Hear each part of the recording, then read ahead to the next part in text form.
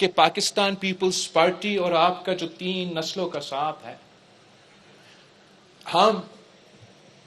اس ساتھ کو چھوڑنے کے لیے تیار نہیں ہیں۔ میں کشمیر جا رہا ہوں، میرا منشور ہوگا کہ آنے والے نسلوں کو یہ بتانا چاہتا ہوں کہ میں مانتا ہوں کہ جس انداز سے پاکستان کو 1947 سے چلا رہے ہیں، وہ طریقہ کار، وہ رویہ،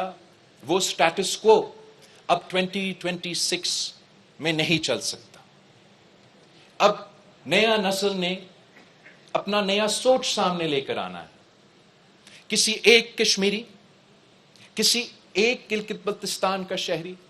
اور کسی ایک پاکستان کا شہری عالمی سطح کا کشمیر کے جد و جہد پہ کمپرومائز کرنے کے لیے تیار نہیں، اور ہمارا عالمی جد و جہد کو برقرار رکھتے ہوئے، پورا تحفظ دلواتے ہوئے یہ بات کرنا تو ہمارا اور آپ کا اور ہر شہری کا حق ہے کہ اسی دائرے میں رہتے ہوئے، کشمیر کا جد و جہد کو تحفظ دلواتے ہوئے، کیا یہ ممکن نہیں کہ ہم عبوری طور پہ